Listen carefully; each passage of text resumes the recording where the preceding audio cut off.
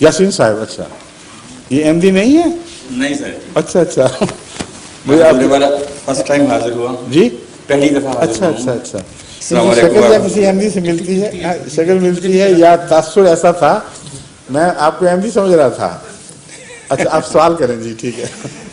जी हजूर वाला, मैंने आपकी वीडियो कैसेट देखी थी, एक मेरे दोस्त हैं वो अहमदी हैं, उन्होंने मुझे दिखाई थी, तो जिसमें आपने फरमाया है कि कुरान पाक में लिखा है कि हज़रत नूह अलैहिस्सलाम की उम्र 950 साल है, ठीक है, मगर आपने फरमाया कि इंसानी अक्ल इसको तस्लीम नहीं करती। मैंने ये कहा है? हाँ जी, आपने ये फरमाया था। मैंने और दलाइल दिए हाँ जी, आपने ये फरमाया था कि उनकी तबई उम्र 950 साल नहीं है, बल्कि उनकी शरई उम्र 950 साल है, फरमाई आपने। मगर दलील दी कोई नहीं, कुरान से? नहीं जी, अच्छा जी, जबकि कुरान पाक एक मुकम्मल किताब है, आप ही फरमाते हैं कि हम उसके एक ज़ेर ज़बर को भी आगे पीछे नहीं कर सकते। अगर ये नहीं कर सकते तो फिर आपने आगे फरमाया है कि अगर हज़रत नूह की उम्र 950 साल थी तो उनकी मुलाकात हज़रत इब्राहीम अलैहिस्सलाम से क्यों ना हुई, जो कि उनके 900 साल बाद वजूद में आए। और इसके बारे में आपने ये फरमाया है कि किसी मुअर्रिख ने भी ये नहीं लिखा कि हज़रत नूह और हज़रत इब्राहीम आपस में मिले हैं। तो क्या ये सही है कि हम मुअर्रिख की बात पर ईमान लाएं, जबकि हमारा कुरान पाक हमें क्या कहता है? कुरान पाक का जो हवाला है मैं आपको बताना चाहता हूँ, तशरीफ रखिए। कुरान पाक ने दो बातें बयान फरमाई हैं बहुत ही दिलचस्प। एक ये कि हज़रत नूह की उम्र 550 साल, 950 साल, जो बाइबल में भी मज़कूर है।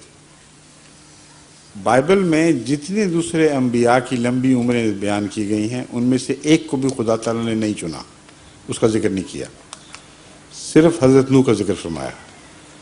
और साथ ही ये भी फरमाया हज़रत इब्राहीम के मुतालिक कि वो नूह के शिया में से था, यानी इब्राहीम अलैहिस्सलाम हज़रत नूह के पैरोकार थे और आपको मानने वाले थे। अब ये जो अहम ये नुक्ता है बहुत ही अहम है। उसकी वजह यह है कि इससे इसका मतलब क्या ये बनता है कि इब्राहीम अलैहिस्सलाम ज़िंदा थे और हज़रत इब्राहीम अलैहिस्सलाम ने हज़रत नूह के हाथ पर बैत की थी, या कुछ और मतलब है?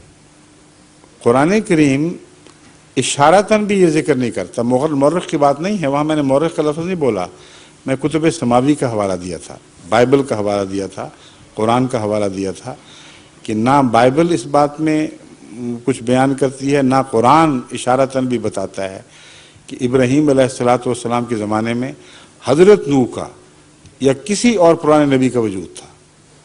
अब एक तरफ कुरान कहता है कि 950 साल उम्र थी, दूसरी तरफ कहता है कि इब्राहीम अलैहिस्सलाम हज़रत नूह के मुत्तबईन में से थे, और तीसरी तरफ इशारतन भी उनके वजूद का जिक्र नहीं करता। अगर 950 साल उम्र थी तो हज़रत इब्राहीम जब 60 साल के थे तब हज़रत नूह को फौत हुए हैं, समझे हैं आप? और हज़रत इब्राहीम के ज़िक्र में तो ये मिलता है कि सिर्फ मुशरिक ही मुशरिक रह गए हैं, कोई भी बाकी नहीं। और हज़रत नूह के मुतल्लिक क्या ये भी फिर तस्लीम करेंगे कि हज़रत नूह आए और उसके बाद बेशुमार अंबिया आए, और आखिरी नतीजा जो उन्होंने अपनी इस्लाह का अपनी आँखों से देखा वो ये था कि एक इब्राहीम ही था जो कबूल कर गया, बाकी सारे मुशरिक हो चुके थे। और मुशरिक भी ऐसे हुए कि हज़रत नूह उनको छोड़ के गायब हो गए कहीं, और इब्राहीम को अकेले लड़ने के लिए छोड़ दिया। ये बातें हैं जो कुरानी बयान से क़तई तौर पर साबित हैं, और ये बात अक्ल के ख़िलाफ़ है कि कुरान में तज़ाद हो। मैं जब अक्ल का हवाला देता हूँ तो इन कुरानी आयात के हवाले से देता हूँ। कुरान कहता है कि नूह के शियों में से इब्राहीम भी था। कुरान कहता है कि हज़रत नूह का उस ज़माने में कोई वजूद नहीं था। और इन बातों में तज़ाद है या कोई और हल है? हमारे नज़दीक कुरान में कोई तज़ाद नहीं। इसलिए क़तई तौर पर उम्र का हवाले से ये समझना पड़ेगा कि आपकी शरीयत जिस अरसे तक आप उन लोगों में रहे बहैसियत शरीयत के, ये उम्र है। और इस उम्र के हवाले से हम हज़रत अक़दस मोहम्मद रसूलुल्लाह सल्लल्लाहु अलैहि वसल्लम का ज़माना تا قیامت مانتے ہیں، اور حضرت مسیح موعود علیہ السلام نے بارہا آپ کو زندہ نبی قرار دیا ہے جو اب بھی ہے اور قیامت تک زندہ رہے گا، تو وہاں ظاہر بات ہے کہ جسمانی زندگی مراد ہی نہیں ہے، روحانی زندگی اور امر کا دور، کہاں تک آپ کا امر جاری رہے گا۔ اس پہلو سے اس استنباط کے نتیجے میں نے حضرت نوح کی عمر کے متعلق عرض کیا تھا کہ یہ آپ کی جسمانی عمر نہیں، آپ کی روحانی عمر ہے، آپ کی شریعت کی عمر ہے، اور ابراہیم علیہ السلام اس شریعت پر پیدا ہوئے، ایک عرصے تک اسی شریعت کے تابع رہے، پھر خدا نے خود آپ کو صاحب شریعت نبی بنا دیا، اور جب بنا دیا تو نوح کی عمر ختم ہو گئی، پھر نوح شرعی لحاظ سے زندہ نہیں رہے، یا نہیں، ان کا دور ختم اور ابراہیم کا دور شروع ہو گیا۔ یہ استنباط ہے، سمجھ گئے؟ جی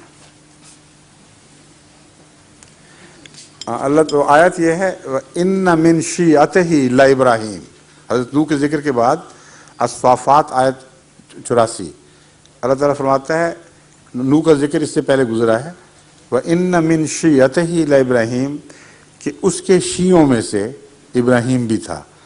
یہ لفظ شیعان علی جو ہے نا، یہی لفظ ہے جو وہاں استعمال ہوا ہے، یعنی متبعین۔ لفظ شیعہ اب رفتہ رفتہ حضرت علی کے حوالے سے الگ ہو گیا ہے، مگر آغاز اس کا اسی طرح ہوا تھا کہ یہ شیعان علی ہیں، علی کے متبعین ہیں، باقی خلفاء کے نہیں۔ تو یہاں اللہ تعالیٰ حضرت ابراہیم کو حضرت نوح کا متبع قرار دے رہا ہے، جس کا مطلب ہے اس وقت تک آپ کی شریعت زندہ تھی، اور ابھی پورے 950 سال نہیں ہوئے تھے۔ حضرت نوح کی زندگی کا کوئی ذکر نہیں کرتا۔ میرا صرف کہنے کا صرف یہ مقصد تھا جی، کہ اللہ پاک اور قرآن پاک ایک یقین کی بات ہے، ایک مکمل یقین ہے ہمیں جو کہ قرآن پاک میں لکھا ہوا ہے، کامل یقین ہے، کامل یقین ہے۔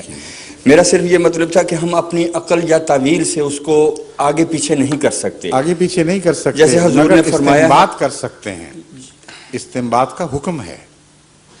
اب قرآن کریم میں لکھا ہوا ہے کہ مرد عورتوں کا لباس ہیں، عورتیں مردوں کا لباس جی ہیں۔ بالکل، اگر میں یہ کہوں کہ لباس سے مراد یہ ہے کہ ان ایک دوسرے کی پردہ پوشی کرنی چاہیے، ایک دوسرے کا تن ڈھانکنا چاہیے، بدن سے چمٹا ہوا ہوتا ہے لباس، اندرونی ارادوں سے واقف ہوتا ہے، اس کو شہرت نہیں دینی چاہیے، تو کوئی کہے کہ لباس لکھا ہوا ہے آپ آگے پیچھے کیوں کرتے ہیں؟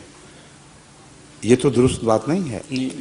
اگر میں یہ کہوں کہ قرآن کریم میں لکھا ہوا ہے کہ عورتیں تمہاری کھیتیاں ہیں، تو کوئی ہل اٹھا کے چل پڑے کہ میں ہل کر دوں، ہل چلا دوں کہ عورتوں پر، تو جائز ہوگا؟ کوئی کہے گا نہیں یہ تو درست نہیں، کیوں قرآن کریم میں لکھا ہوا ہے، میں کیوں مضمون آگے پیچھے کروں؟ قرآن کریم کے مضمون سمجھنے کی کوشش کرنا خود قرآن کے تابع ہے، اور قرآن کریم فرماتا ہے کہ یہ وہ کتاب ہے جس میں کچھ متشابہات ہیں، کچھ ایسی آیتیں ہیں جن کا مفہوم پوری طرح ہر شخص کی سمجھ سے بالا ہوتا ہے، کچھ محکمات ہیں، محکمات کی کتابیں متشابہات کو سمجھو، اور یہ علم اللہ تعالیٰ ان کو عطا کرتا ہے جن کو خدا نے یہ صلاحیت بخشی ہوتی ہے اور جن کی رہنمائی فرماتا ہے۔ تو وہ لوگ جو خدا سے رہنمائی پاتے ہیں، اس سے فیض پا کر قرآن کے مضامین کو سمجھ سکتے ہیں، وہ کسی حکم کے تابع یہ کام کرتے ہیں۔ یہ جو آیت ہے نا 950 سال والی، یہ باقی آیات کے مقابلے پر متشابہ بن جاتی ہے، ورنہ قرآن میں تضاد دکھائی دے گا، اس وجہ سے مجبوری ہے، ورنہ یہ دشمن یہ کہے گا کہ عجیب کتاب ہے، ایک طرف کہتی ہے کہ حضرت نوح 950 سال تک زندہ رہے، دوسری طرف ابراہیم کے ذکر میں سب کو غیر مومن قرار دے دیتی ہے، اور حضرت نوح بیٹھے کیا کر رہے تھے؟ وہ مومن نہیں رہے تھے، اکیلے ابراہیم کس طرح دنیا میں مومن ہو گئے؟ یہ مسئلہ ہے جو قرآن میں تضاد دکھاتا ہے، اس واسطے قرآن کے ہر خادم کا فرض ہے کہ اس تضاد کو دور کر کے دکھائے، اور تضاد دور کرنے کی کوشش کرنا اور اصل فہم کو ظاہر کرنا قرآنی معنی کی مخالفت نہیں بلکہ اس کی تائید ہے۔